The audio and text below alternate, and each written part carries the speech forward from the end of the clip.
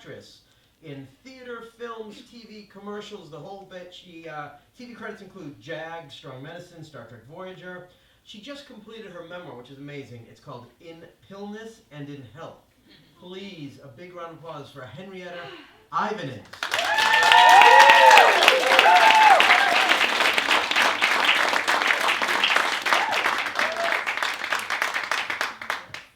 Okay, now for something completely different. I was nearly 43 years old. My teeth had yellowed from a summer of not eating and drinking little but vodka and red wine. I had not showered, my teeth and hair unbrushed. About a third of my hair had fallen out. Pajamas draped my tiny 97-pound frame. I was a wife, a kidney transplant recipient, and I had become the saddest of all Hollywood cliches. An unsuccessful actress now in rehab, but a 10-minute drive from the Hollywood Walk of Fame. 3 years earlier, I had been screen testing for Ron Howard. How had this happened? We have a new client with us today. Henriette, would you like to read? Barry, the group's leader, handed me an enormous book. Indented into the top were the words Alcoholics Anonymous. I brought the book up to my eyes, partly because I didn't have my reading glasses, but mostly so I could hide my face. My voice cracked as I began to read. And acceptance is the answer to all my problems today. The passage was about accepting my alcoholism and nothing in God's world happening by mistake. God? Alcoholism? I mean, I knew I had a problem with pills. I yawned. It was all I could do to stay awake. Then we went around the circle, each of us stating an intention for the day. I will go to court. I will call my sponsor. As each client spoke, I tried to forget Kevin hadn't returned any of my calls. I had been in rehab for 3 days. It was the longest my husband and I had gone without speaking in 18 years. On Barry's cue, everyone rose, grabbing hands inside a haphazard circle. Then he led us, and what I came to learn was the serenity prayer. God, grant me the serenity to accept the things I cannot change, the courage to change the things I can, and the wisdom to know the difference. As these belligerents chanted, my heart splintered. On one side, I clutched Barry's hand, and on the other, the hand of a total stranger. Tears streamed down my bowed face. Deep voices cracked, others trembled with resentment, but all of us were trying to hit the same note, hope. I had prayed as a child. I had been raised Catholic. I had memorized the Lord's Prayer, but I had never felt anything but a swell of pride when I nailed it. At the age of 7, the stench of alcoholism began to choke our family of 4. At night, death swirled around my bedposts.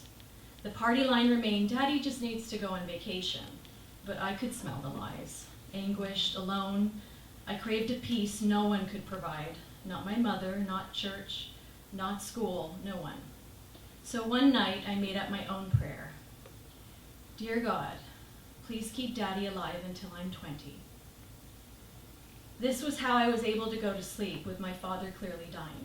It was not the words that brought me comfort, but rather a connection I found each night with something I believed was out there. At age 10, Daddy did die, and I never prayed again.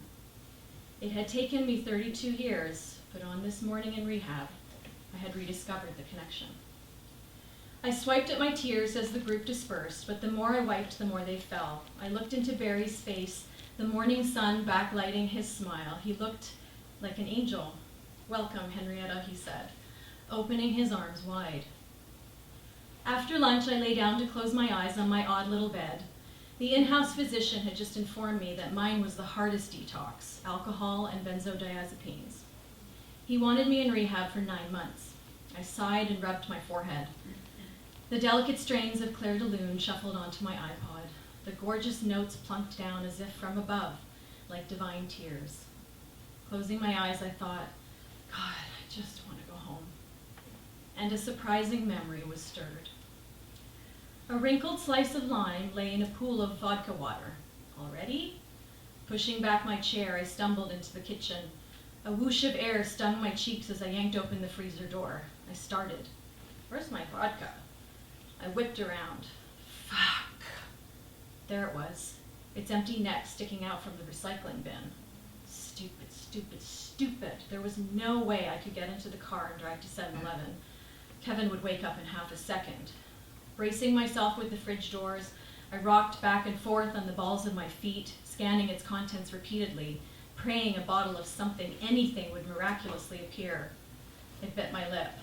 Maybe there was enough vodka in the empties to mix one more drink. Mouthwash? Well, a shot of it had been fine to steady my nerves in the past, but I didn't really want to savor a glass of it. Bathroom, alcohol. It was clear like vodka. It was just a higher proof. Rubbing alcohol. Oh no. Grabbing the bottle from under the sink, I slipped it beneath my t-shirt, slinking past our bedroom door. I never wondered if Kevin struggled to sleep, knowing I was marinating his precious gift in alcohol. What can I mix this with? It's a shame we don't have any tomato juice. I could have made a Bloody Mary. Pineapple juice? How random. We never have pineapple juice in the house. Meant to be. My heart pattered as the sunny liquid splashed against the icy rock formation. Grabbing the rubbing alcohol, I poured once, then twice, completing my cocktail. It was so pretty. It was too bad I didn't have one of those teeny umbrellas. Then I raised the glass, toasting my ingenuity. The cool of the ice brushed my lips, and I tilted my head back and swallowed. Fire coursed down my throat. I slammed the glass down on the counter and grabbed at my neck. I gagged, doubling over. Tears filled my eyes. It felt like boiling water from a whistling kettle had been poured directly down my throat. Oh my God. Then I inhaled and went in for another sip. Just 4 months later, as Debussy swirled through the air, something inside me was cracking. Hot tears dribbled down my cheeks and onto my chest for long minutes, soaking the sheets around me. I couldn't breathe. A force pushed me onto the floor. My hands found each other in a desperate grip. Burying my face into the side of the bed, I screamed. How had I forgotten this? But I had. With but a few sober days, my longest probable run since age 19, my mind had defogged enough to recall the insanity of that night. What had I done? I had consumed rubbing alcohol on the kidney my husband had gifted me 4 months earlier. On the floor I shifted, reaching for a deeper comfort than the endless stream of snot and tears. The serenity prayer drifted towards me like divine flotsam. I struggled, uncertain of the words, clinging to each syllable while every cell inside of me was breaking apart. God, grant me the serenity to accept the things I cannot change, the courage to change the things I can, and the wisdom to know the difference. I was an alcoholic, I was an addict, I was in rehab, and I didn't know if I had lost Kevin forever. Through the music and tears and prayer, I saw I had not just taken myself for a joyride down the streets of addiction, but that Kevin had been dragged behind me for endless miles. Was it too late for us? I didn't know.